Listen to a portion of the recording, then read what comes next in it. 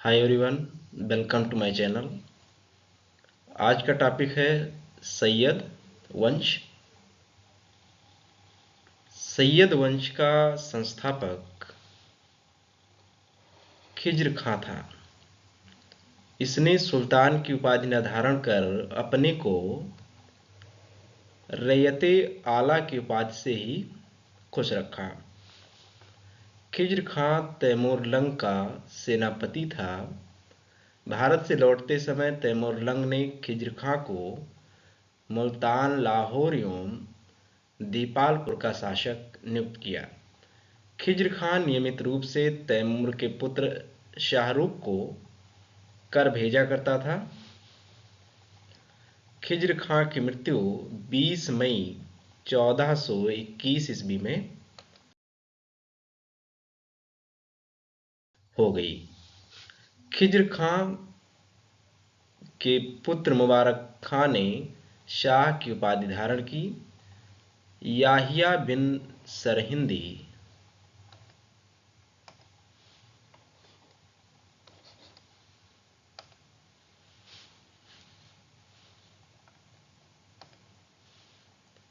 याहिया बिन सरहिंदी को मुबारक शाह का संरक्षण प्राप्त था। इनकी पुस्तक का नाम मुबारक तारीख मुबारक शाही है और इसमें सैयद वंश के विषय में जानकारी मिलती है। तो यहाँ से प्रश्न बन सकता है कि याहिया बिन अहमद सरहिंदी की किताब का नाम क्या है। तो इनकी किताब का नाम तारीख मुबारक शाही है। यमुना नदी के किनारे मुबारकाबाद नगर की स्थापना मुबारक शाह ने की थी और सैयद वंश का अंतिम शासक अलाउद्दीन आलम शाह था। सैयद वंश का शासन करीब 37 वर्षों तक चला। लोधी वंश और लोधी वंश 1451 से 1526 ईस्वी तक था और इसमें जो पहला शासक है वो है बहलोल लोधी। लोधी वंश का संस्थापक बहलोल लोधी था। 19 अप्रैल 1451 ईस्वी को बहलोल शाह गाजी की उपाधि से दिल्ली के सिंहासन पर बैठा। दिल्ली पर प्रथम अफगान राज्य की स्थापना का श्रेय बहलोल लोधी को दिया जाता है। बहलोल लोधी ने बहलोल सिक्के का प्रचलन करवाया। वह अपने सरदारों के खड़े रहने पर स्वयं भी खड़ा रहता था। वह अपने सरदारों को मकसद ए अली कहकर पुकारता था। सिकंदर लोधी ये बहलोल लोधी का पुत्र था और इसका बचपन का नाम निजाम खां था। 17 जुलाई 1489 ईस्वी में सुल्तान सिकंदर शाह की उपाधि से दिल्ली के सिंहासन पर बैठा। 1504 ईस्वी में सिकंदर लोधी ने आगरा शहर की स्थापना की। भूमि मापन के लिए प्रामाणिक पैमाना गजे सिकंदरी का प्रचलन सिकंदर लोधी ने करवाया। सिकंदर लोधी इसके आदेश पर संस्कृत के एक आयुर्वेद ग्रंथ का फारसी में फरहंगे सिकंदरी के नाम से अनुवाद हुआ। इसने नगरकोट के ज्वालामुखी मंदिर की मूर्ति तोड़कर उसके टुकड़ों को कसाईयों को मांस तौलने के लिए दे दिया। इसने मुसलमानों को ताजिया निकालने तथा मुस्लिम स्त्रियों को पीरों तथा संतों के मजारों पर जाने पर प्रतिबंध लगा दिया। गले की बीमारी के कारण सिकंदर लोधी की मृत्यु 21 नवंबर 1517 ईस्वी को हो गई। इसी दिन इसका पुत्र इब्राहिम शाह की उपाधि से आगरा के सिंहासन पर बैठा। इब्राहिम लोदी 21 अप्रैल 1526 ईस्वी को पानीपत की प्रथम युद्ध में इब्राहिम लोदी बाबर से हार गया। इस युद्ध में वो मारा गया। बाबर को भारत पर आक्रमण के लिए निमंत्रण पंजाब के शासक दौलत खां लोदी एवं इब्राहिम लोदी के चाचा आलम खां ने दिया था। मोठ के मस्जिद का निर्माण सिकंदर लोदी के वजीर द्वारा करवाया गया था।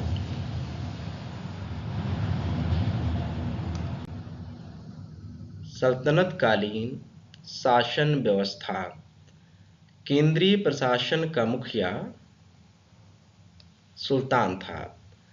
बलबन एवं अलाउद्दीन के समय अमीर प्रभावहीन हो गए। लोदी वंश के शासनकाल में अमीरों का महत्व चरम उत्कर्ष पर था। मंत्रिपरिषद को मजलिस-ए-खलवत कहा जाता था। मजलिस-ए-खास में मजलिस-ए-खलवत की बैठक होती थी। बार-ए-खास इसमें सुल्तान सभी दरबारियों, खानों, अमीरों, मालिकों और अन्य रईसों को बुलाता था।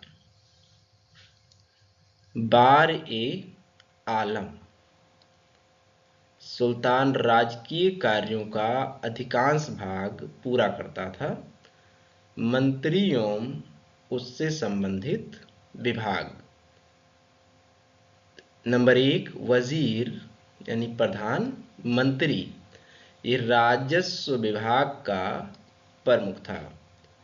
नंबर 2 मुशरिफ-ए-मुमालिक यानी महालेखाकार, प्रांतों एवं अन्य विभागों से प्राप्त आय एवं व्यय का लेखा जोखा रखता था। मजमूदार उधार दिए गए धन का हिसाब रखता था। नंबर 4 खजीन यानी कोषाध्यक्ष। नंबर 5 आरिज-ए-मुमालिक, दीवाने अर्ज अथवा सैन्य विभाग का प्रमुख होता था। नंबर 6 सद्र-ओ-सुदूर, धर्म एवं दान विभाग का प्रमुख। नंबर 7 काजी-उल-कजात, सुल्तान के बाद न्याय विभाग का सर्वोच्च अधिकारी। बरीद-ए-मुमालिक, गुप्तचर विभाग का प्रमुख अधिकारी था। नंबर 9 वकील-ए-दर, सुल्तान की व्यक्तिगत सेवाओं की देखभाल करता था। नंबर 10 दीवान-ए-खैरात, ये दान विभाग का विभाग था। और दीवान-ए-बंदगान, ये दास विभाग था। दीवान-ए-इस्तिहाक, ये पेंशन विभाग था।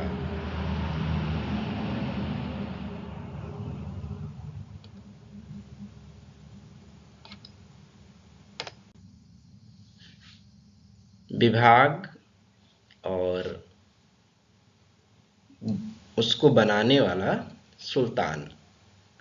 तो दीवान-ए-मुख्तराज यानी वित्त विभाग, इसको बनाया था अलाउद्दीन खिलजी ने। दीवान-ए-कोही यानी कृषि विभाग, इसको बनाया था मोहम्मद बिन तुगलक ने। दीवान-ए-अर्ज यानी सैन्य विभाग, इसको बनाया था बलबन ने। दीवान-ए-बंदगान, इसको बनाया था फिरोज तुगलक ने। दीवान-ए-खैरात, इससे भी फिरोज तुगलक ने बनाया था। दीवान-ए-इस्तिहाक, इसे भी फिरोज तुगलक ने बनाया था। सल्तनत कालीन शासन व्यवस्था। दिल्ली सल्तनत अनेक प्रांतों में बटा हुआ था, जिसे इक्ता या सूबा कहा जाता था। यहाँ का शासक नायब या वली या मुफ्ती द्वारा संचालित होता था। इक्ताओं को शिकों यानी जिलों में विभाजित किया गया था, जहाँ का प्रमुख अधिकारी सिकदार होता था, जो एक सैनिक अधिकारी था। राजस्व यानी कर व्यवस्था।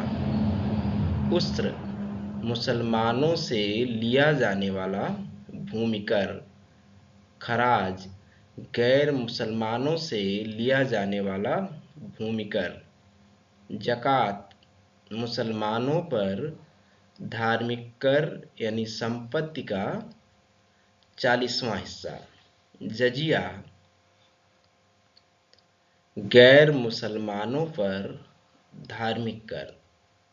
नोट खम्स यह लूट का वो धन खानों अथवा भूमि में गड़े हुए खजानों से प्राप्त संपत्ति का 1/5 भाग था, जिस पर सुल्तान का अधिकार था।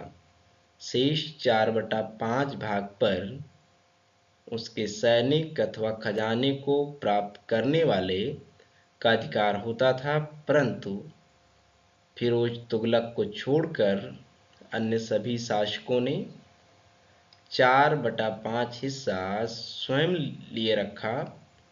सुल्तान सिकंदर लोदी ने गड़े हुए खजानों में से कोई हिस्सा नहीं लिया। सिखों को परगनों में विभाजित किया गया था। आमिल परगने का मुख्य अधिकारी था और मुशरिफ लगान को निश्चित करने वाला अधिकारी। एक शहर या 100 गांवों के शासन की देखरेख अमीर सदा नामक अधिकारी करता था। प्रशासन की सबसे छोटी इकाई ग्राम होती थी। सुल्तान की अस्थायी सेना को खास खेल नाम दिया गया। मंगोल सेना के वर्गीकरण की दशमलव प्रणाली को सल्तनतकालीन सैन्य व्यवस्था का आधार बनाया गया। 10 अश्वारोही बराबर 1 सर-ए खेल। 10 सर-ए खेल बराबर 1 सिपाह सलार। 10 सिपह सालार बराबर 1 अमीर। 10 अमीर बराबर 1 मालिक। 10 मालिक बराबर 1 खान। सल्तनत काल में बारूद की सहायता से गोला फेंकने वाली मशीन को मंगलीक तथा अर्राद कहा जाता था। अलाउद्दीन खिलजी ने इक्ता प्रथा को समाप्त किया। इक्ता प्रथा की दोबारा शुरुआत फिरोज तुगलक ने की थी। सल्तनत काल में अच्छी नस्ल के घोड़े तुर्की, अरब, रूस से मंगाए जाते थे। हाथी मुख्यतः बंगाल से मंगाए जाते थे। सल्तनत कालीन कानून शरीयत, कुरान एवं हदीस पर आधारित था। मुस्लिम कानूनों के 4 महत्वपूर्ण स्रोत थे: कुरान, हदीस, इजमा एवं कयास। सुल्तान सप्ताह में 2 बार दरबार में न्याय करने के लिए उपस्थित होता था। सल्तनत काल में लगान निर्धारित करने की प्रणाली को मुक्ताई कहा गया है।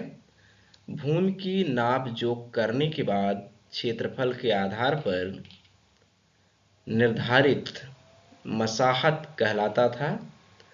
इस अवध ने की थी।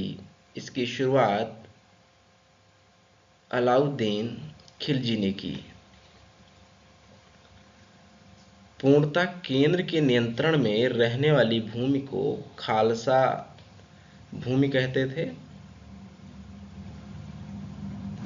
अलाउद्दीन जी ने दान दी गई अधिकांश भूमि को छीनकर खालसा भूमि में परिवर्तित कर दिया।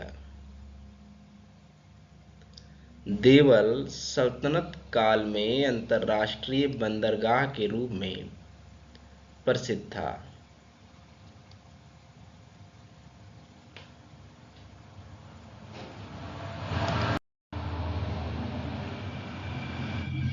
स्थान एवं उसकी प्रसिद्धि के कारण सरस्वती, ये अच्छी किस्म के चावल के लिए प्रसिद्ध था। अनहिलवाड़ा ये व्यापारियों का तीर्थ स्थल के रूप में प्रसिद्ध था। सात गांव रेशमी रजाइयों के लिए फेमस था। आगरा ये नील उत्पादन के लिए प्रसिद्ध था। बनारस सोने चांदी व जड़ी काम के लिए प्रसिद्ध था।